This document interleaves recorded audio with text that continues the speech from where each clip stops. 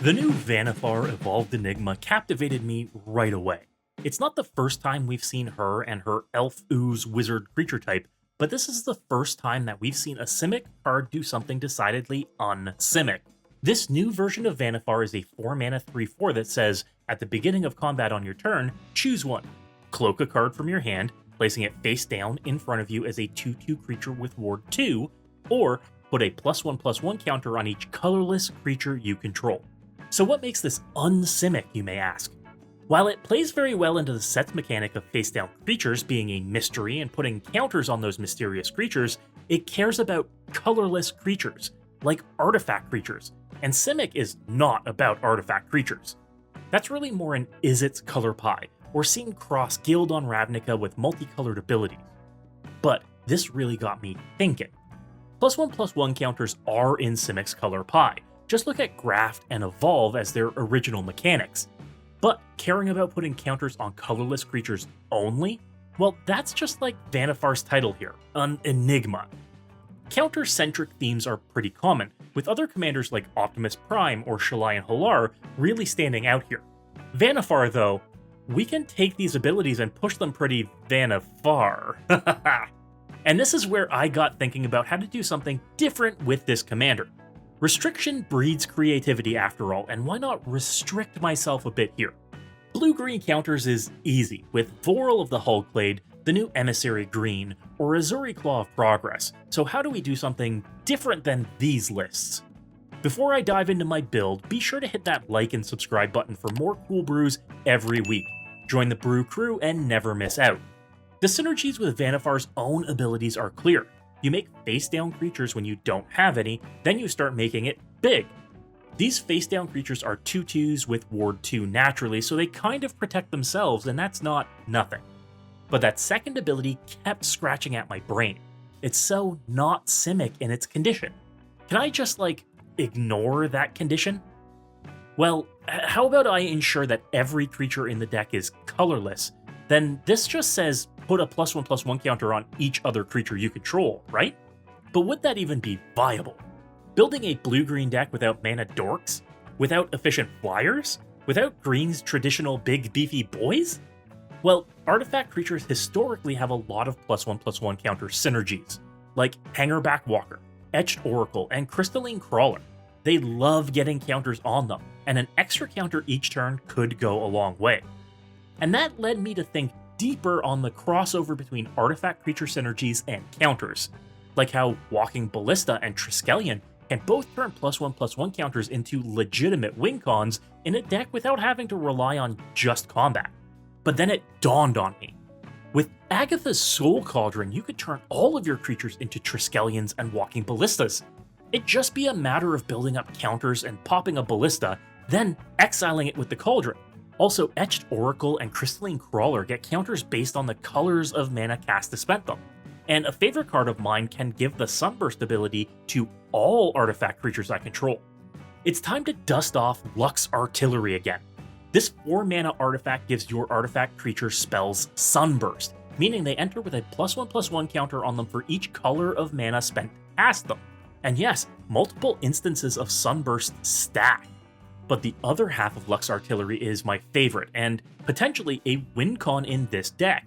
See, at the beginning of your end step, if you have 30 or more counters on creatures and artifacts you control, you dome each opponent for 10 life. Full stop. Each of your turns. That's a ticking clock that does basically exactly what we want our deck to do, and another way we could rely on something other than combat to end the game. But naturally, there's another game ender that fits in this list, and that's Simic Ascendancy. This alternate win con enchantment only needs to see 20 or more +1/+1 counters put on creatures you control, and at the beginning of your upkeep, you win the game. That could happen faster than a lot of people can stop, and an enchantment can be tough to shut down for a lot of colors. Now that gives me 3 ways to end the game on top of combat. I feel real good about that. Okay, now this deck has potential. Creatures that draw cards, creatures that deal damage, and non-infinite combo wins? Let's see how we can juice that concept to where it's streamlined and works. Starting with counter enhancers. Hardened Scales and Ozolith the Shattered Spire are must-haves here. This turns Vannifar's trigger into 2 to 3 counters on all your other creatures each turn, and that's easy math. But because I've chosen to only include colorless creatures, I can't have another option like Kami of Whispered Hopes to do more of the same. Oh well, that's the beauty of self-imposed restrictions. Sometimes you can't allow yourself the best of everything. But I could have Branching Evolution and Doubling Season in the deck. Anything that makes the math harder is perfect if we want to take our colorless creatures and make them go tall. This gives me a real core of the deck. Nothing but artifact and colorless creatures, lots of counter multipliers, and a turn or two means my board can get really scary. Let's fill in some blanks with our creatures though. Like, what can we do if our commander doesn't survive? Or maybe we can't cast her? Steel Overseer is basically a backup commander here, tapping to do almost the exact same thing, but for our artifact creatures only. That's going to be more than enough as almost everything in the deck is an artifact creature. Some artifact creatures like Arcbound Slith, Diamond Knight, and Mindless Automaton make their own counters, which can synergize with the deck's other effects without our commander, or at least give them a head start before Vannifar makes it to play. I could include creatures that reduce the cost of my artifacts, in this case all of my creatures, like Foundry Inspector and Joyra's Familiar. This means that I could do plenty to help my curve and make up for the fact that the only mana dork I'll be running is Ornithopter of Paradise. That thing gets out of control with a handful of counters on it. There's also quite a bit of redundancy to allow our artifact creatures to be cast with Flash. Shimmermere, Liberator Urza's Battlethopter, and Skittering Cicada. The deck's only non-artifact but still colorless creature. All that lets you cast your artifacts and colorless spells at instant speed. There is great value there. I also have a few of the Warhammer 40k creatures that care specifically about artifact creatures too. Crypto Thrall and Canoptic Spider. These either give all my artifact creatures hexproof or turn them all into cantrips, potentially instant speed cantrips, and I love that idea. With a few other creatures like Mirror Retriever, Gingerbrute, and Wormcoil Engine, I can get about 30 good artifact creatures in here, and that's a fantastic creature base. That's the hard part done, the restricted part. Now, how do I use the best of Green and Blue's other card types to support this deck's concept? For more card draw, I can include Green's Power Matters cards like Rishkar's Expertise and Return of the Wildspeaker. Hopefully our robots will be getting pretty beefy and make for some good bursts of card draw. For repeatable card draw, we get Guardian Project, which does in fact trigger off of Vannifar making face-down nameless creatures, FYI. A creature can't share a name with another one if it doesn't have a name. But this also draws us a card whenever we have another creature enter under our control. The Great Henge, while expensive, draws us cards, makes us mana, and in theme with the deck, puts +1/+1 counters on our non-token creatures when they enter. And while I'm not a huge fan of the cards at all power levels, the One Ring and Rhystic Study can do a lot here to help shore up the restrictions we've imposed on ourselves. I usually advocate against these two in all or most decks, but honestly, if the deck works well, they'll be the first cut. For removal, there's Beast Within, a classic, Ruinous Intrusion, versatile and helping generate counters, and the new Repulsive Mutation, a great counterspell that can also dump our mana into counters for a creature too.